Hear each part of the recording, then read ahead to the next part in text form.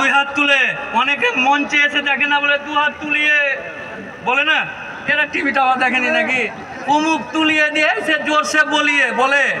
তো আমরা ওরকম একটু টেলার দেখিয়ে দিই, দু হাত তুলে একেবারে নারে তাকবীর, নারে তাকবীর, নারে রিসালাত, I love, I love, I love, নারে হায়দারি, নারে হায়দারি, নারে তাকবীর, নারে রিসালাত, নারে রিসালাত। আপনারা সকলেই ভালো থাকুন।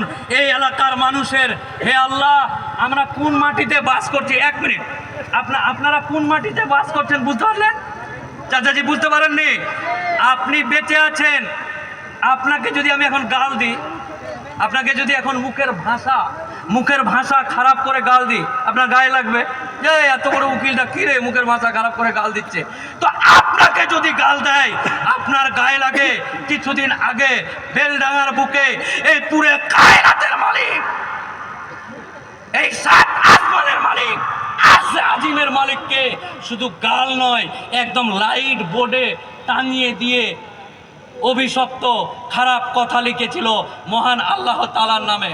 আচ্ছা, কালকে যদি আপনি মরে যান, আপনাকে আল্লাহ জিজ্ঞাসা করবে না, এই ইসমাইল, এই জয়নাল, এই কুদ্দুস, এই রাজ্জাক, এই আফজাল, এই মুস্তাফা, এই ইয়াসিন, তুই বেঁচে ছিলি, জান্নাত নিতে এসেছিস, তুই বেঁচে ছিলি, আমার নামে তো দূরের কথা, আমার নামে যারা খারাপ কথা বলেছে তোর ভূমিকা কি?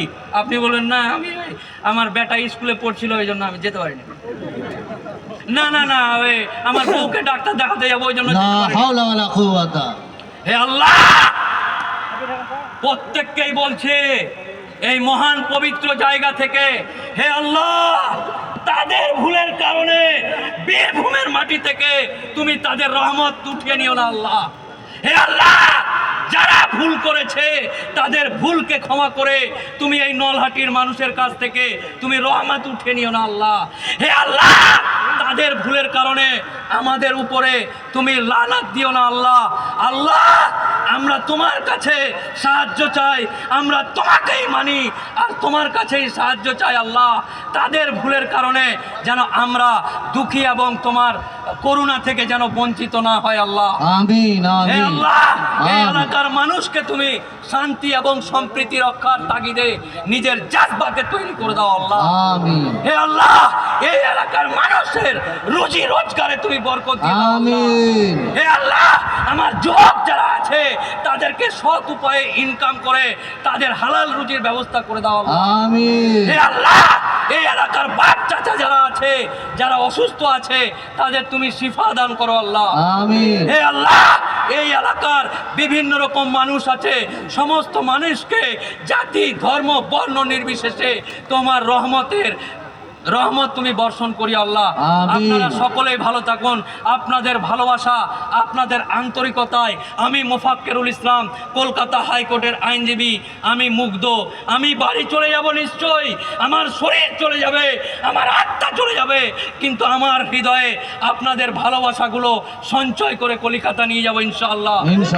আগামী দিন আপনাদের পাশে শুধু আছি, অন্যান্য রাজনৈতিক নেতাদের ভোট পাবো, আমি কোনোদিন এখানে মেম্বার ভোটে দাঁড়াতে আসবো না, কাউন্সিলর ভোটে দাঁড়াতে আসবো না, এমএলএ এমপিতে আমি এই মঞ্চ থেকে ঘোষণা দিচ্ছি কোনো রাজনৈতিক দলের সাথে আমার কোনো সম্পর্ক থাকবে না ইনশাআল্লাহ।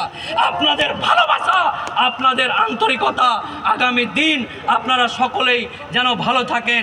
আর মনে রাখবেন, একটা মানুষ এখান থেকে কলকাতায় চলে গেল, আপনাদের ভালোবাসা হৃদয়ে করে, ব্যাগে করে নয়, হৃদয়ে করে বুকে জড়িয়ে আপনাদেরকে নিয়ে আমি কলকাতায় গেলাম।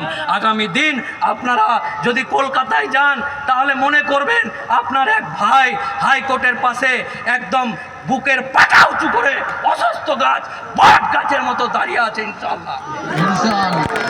আপনারা ভালো থাকুন। এই মুফতি সাহেবের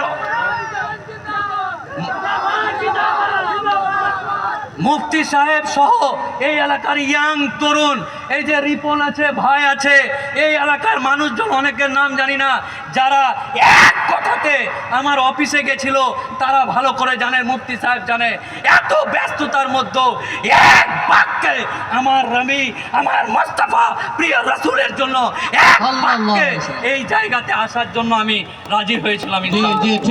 ঠিক। আগামী দিন সাক্ষী ওনারা আছে, আপনাদের কাছে ব্যক্তিগত থাকলে জেনে নেবেন। আপনারা সকলেই ভালো থাকুন। আগামী দিন একটা আঁচড় কাটা তো দূরের কথা, কেউ যদি আপনার দিকে টেরা চোখ করে দেখে নেয়, তাহলে মনে করতে হবে তাদেরকে, যারা টেরা চোখ করে বা লোমের দিকে দেখবে, তারা যেন মনে রাখে হাইকোর্টে আমি নয়, আমার মতন শয়ে শয়ে উকিল বাবু প্রাচীর হয়ে দাঁড়িয়ে যাবে ইনশাআল্লাহ আপনাদের জন্য। ইনশাআল্লাহ। বাহ বাহ বাহ।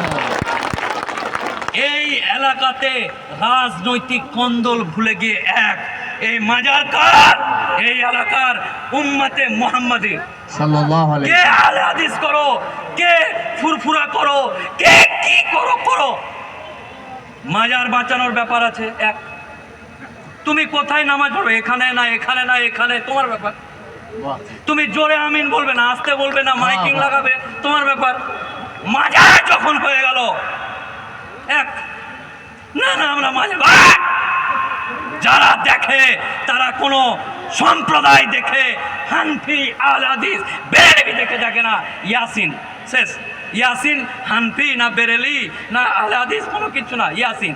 আর আপনারা যদি এক থাকেন, আচ্ছা আজকের দিনে, আজকের মাটিতে, আজকের জায়গাতে এইখানে একটা বাইক রেখেছি, যদি বাইকটা ধাক্কা দিয়ে পড়ে যায়, আর কেউ যদি বলে ওই বাইকটা কেন ফেললি, আর আপনারা যদি বলেন এখান থেকে শেষ, খেলা শেষ, বুঝতে পারলেন না?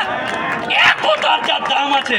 আমরা যদি মনে করি আমার রাজ্যের মুখ্যমন্ত্রীকে 5 মিনিটের মধ্যে এখানে আনতে পারবো, যদি বলেন কিভাবে, আপনি কি তৃণমূল করেন নাকি? না, তৃণমূল করি না আমি না, আমরা এই যে উম্মতে মুহাম্মাদি যারা আছে, যারা ইসলাম ধর্মাবলম্বী মানুষ আছে, যদি মন গড়ন করে বসলাম, আসবেন, তারপর যাব, এখান থেকে উঠবো না, কোনো স্লোগান নাই, কিচ্ছু নাই, উঠবো না বলাতেই রাজ্যের প্রশাসনিক প্রধান মমতা ব্যানার্জি আসতে বাধ্য হয়ে যাবে। কেন?